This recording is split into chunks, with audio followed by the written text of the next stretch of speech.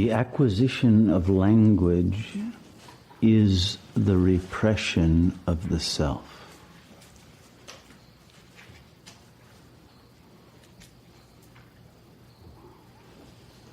Once language is forcibly acquired by the soul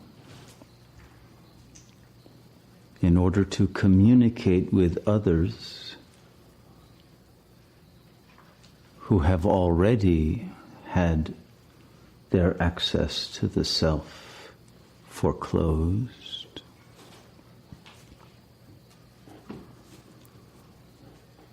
there is a primordial agreement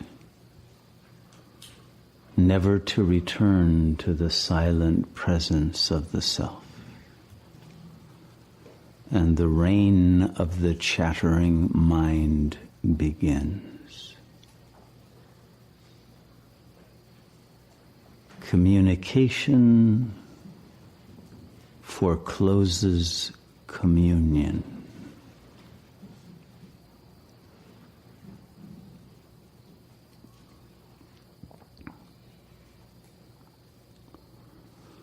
Language is inherently repressive. Not only does the noise of thought obscure the signal of silence, but every thought inherently represses its opposite. And because language is made up of signifiers, each of which attains its identity through the repression of its opposite, in every thought, at least half of reality is removed from consciousness.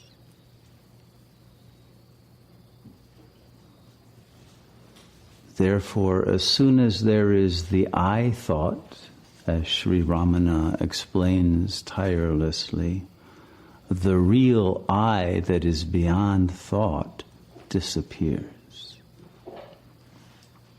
And with every succeeding thought, more of the real disappears,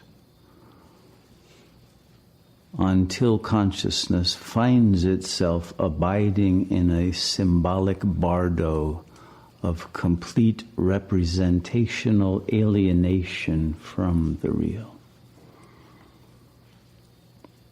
And those representations are at best half-truths.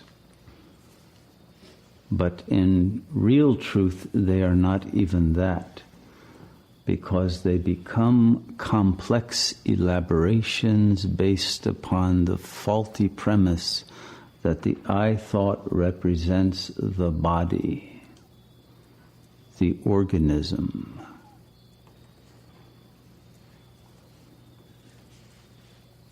And that the I is limited to a very low and petty egoic manipulation of body parts. And then the intelligence that has been limited to the linguistic programming dimension of its own being can only be used in order to achieve the comfort of bodily stimulation and experience. The capacity to think is actually stymied by language rather than promoted,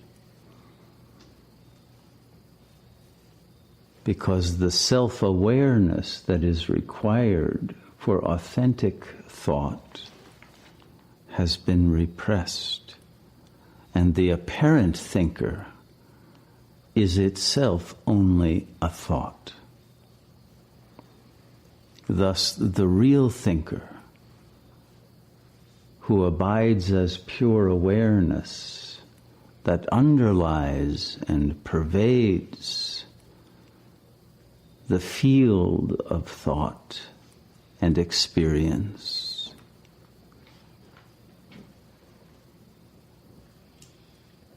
Is not included in the equations of symbolic reconciliation of the various components of reality that it is trying to put together to make a whole. But wholeness cannot be achieved because the real self is always left out of the equation.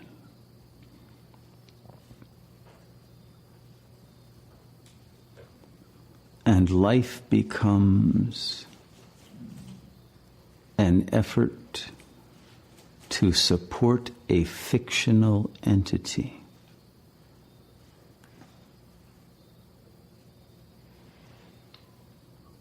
And because of its fictional status that is made up of a mesh of linguistic signifiers, can never attain satisfaction or true wholeness. And because of the lack of being of the ego mind that is based upon a representation of itself rather than the real self, there can be no escape from anxiety and depression. And there can be no removal of the ever-increasing numbers of repressed aspects of reality.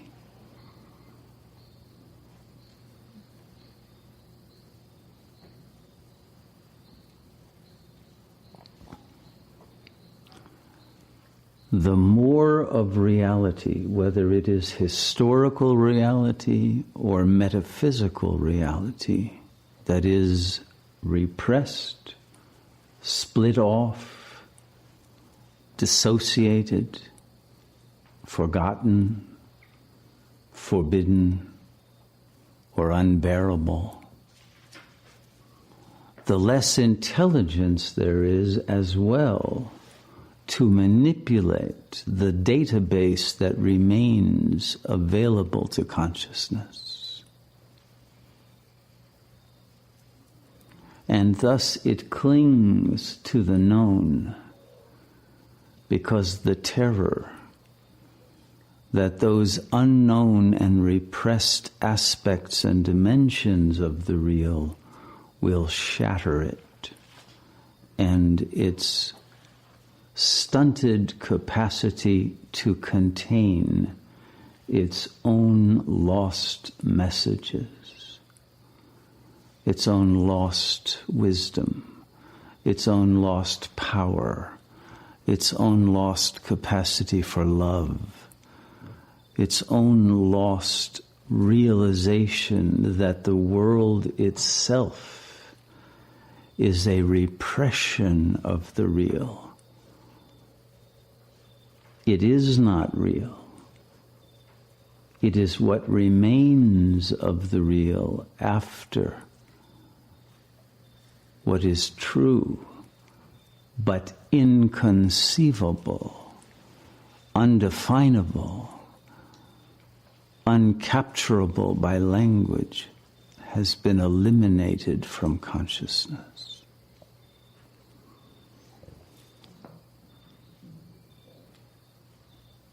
And thus existence of the ego is always impoverished.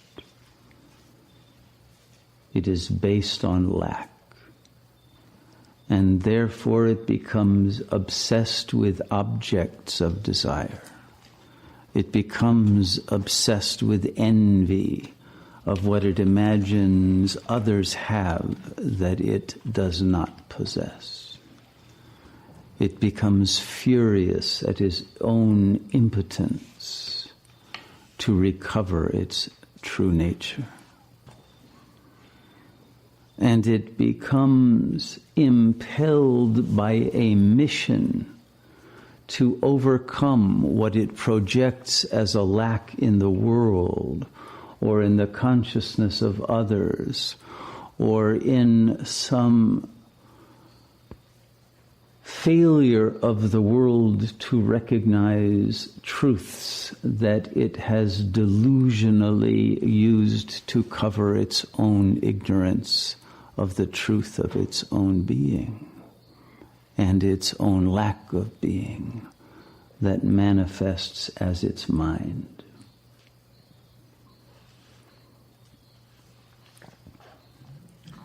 It is for this reason that every ego mind is structurally psychotic, depending upon delusions in order to compensate for all that it has lost through the repression of its real nature.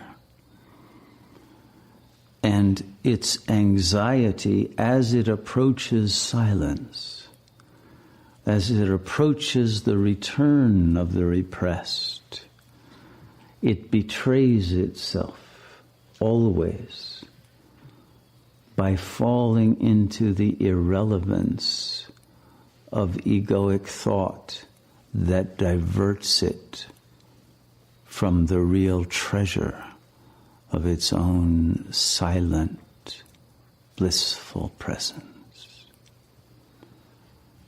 It murders itself with its own words.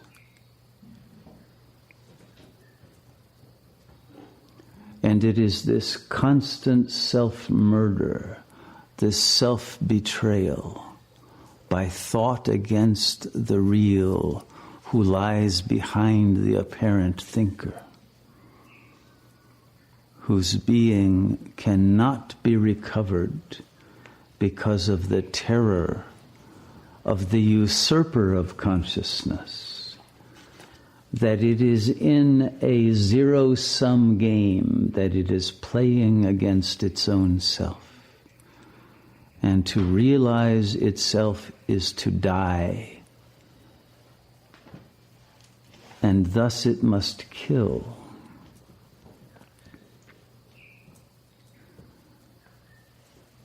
And every action of the ego mind is an act of killing.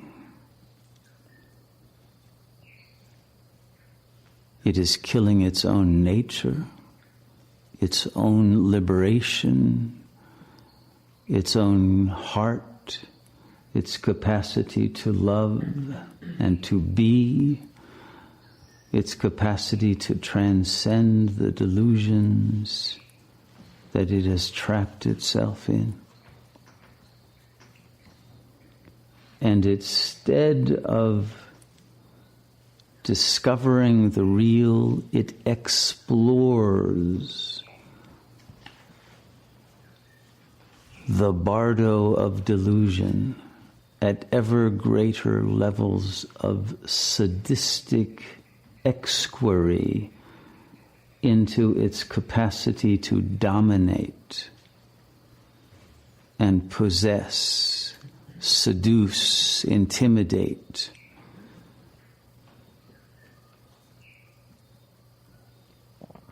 And collude with others against the truth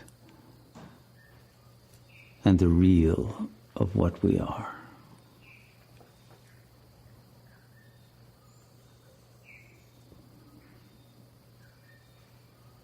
The postmodern world is obsessed with eliminating the radical evil that is ravishing our planet. But that radical evil lies within. And all the political and social movements, all the eco-psychology, all the philosophy and metaphysics does everything but realize that its own ego is the cause of that radical evil.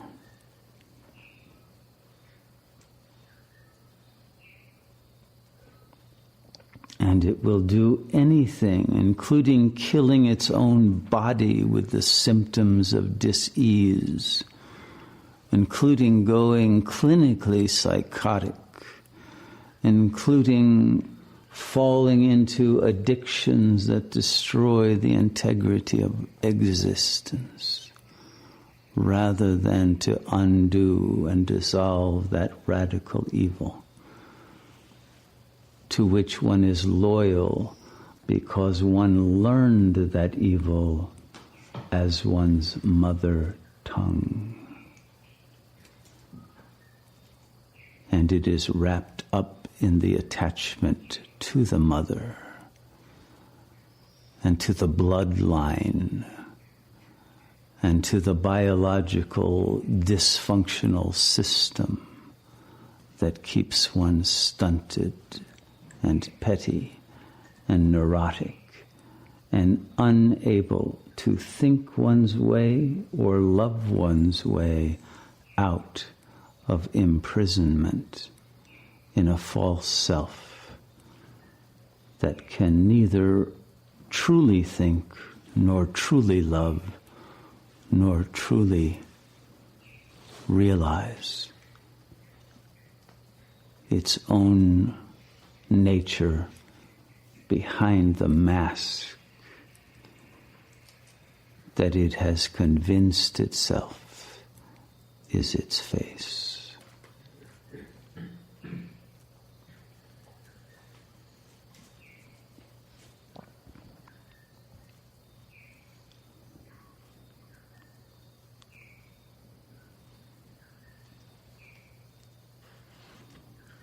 Liberation from the self-imprisonment in the false self that is destroying the possibility for individual happiness or planetary sustenance of the natural world,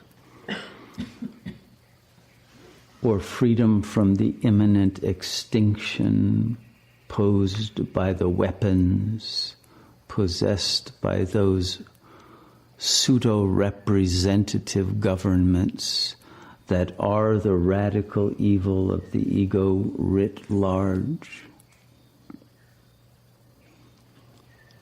enables the ego mind to project all that is strange and mysterious upon the world, forgetting that it is estranged from the mystery of the self. And thus the world becomes stranger, weirder, and more ununderstandable every day, as the inner psychosis of the ego is projected as a collective, massive, psychotic urge for planetary death.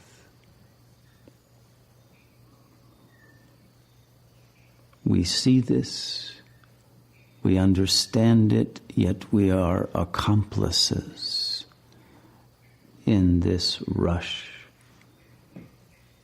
to fulfill the urgency of the lower death drive, because of the weakness, the futility,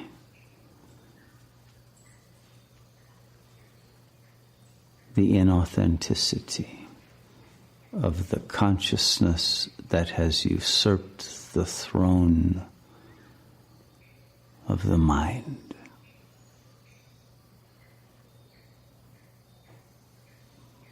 Until that false self has been overthrown and the real has regained the power to redream the cosmos from the core of its eternal nature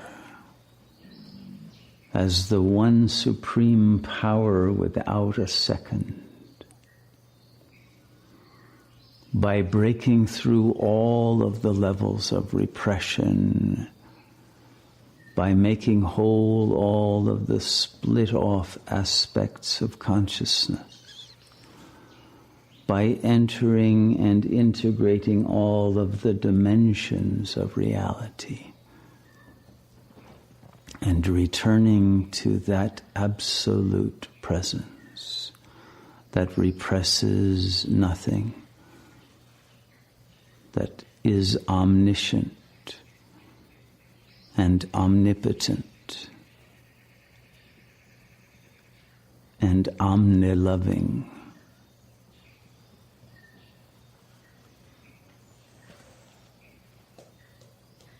The omnipresence that alone can release us from the absence of truth and love and the power of God to restore a kingdom of heaven upon the ruins of this hell realm created by the ego, can only be gained through the sacrifice of the false self, through the meditative refusal to be an accomplice in the thinking of its thoughts.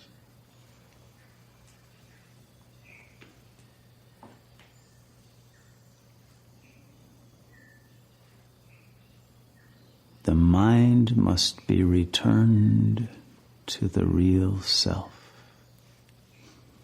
It does not belong to the ego. It has been stolen.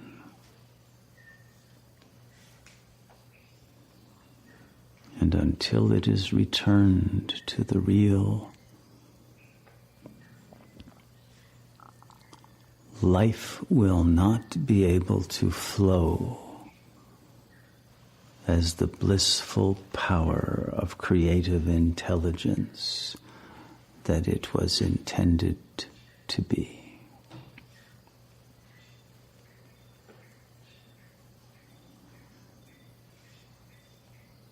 This one determination that must be made by the intelligence that remains is simply the question of whose side are you on?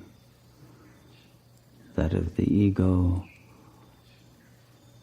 or that of the real? And through that margin of consciousness that remains, using the time that remains and the capacity to love that remains, it is enough for the power of God to triumph over the radical evil known as the ego.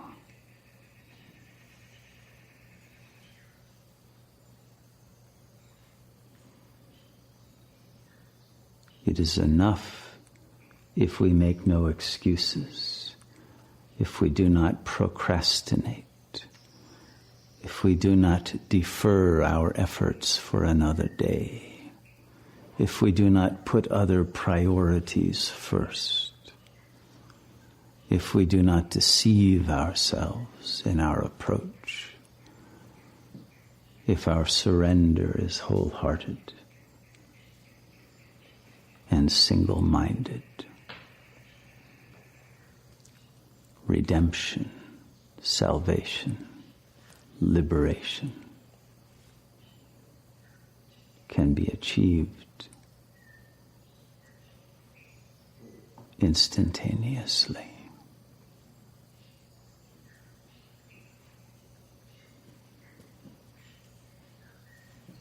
But only if the truth is kept primary, absolutely present in consciousness and not obscured by egoic intentions, not allowed to be obscured by futile thoughts, not allowed to be diverted from our attention by the chaos and incapacity of the ego mind to consistently remember its own presence.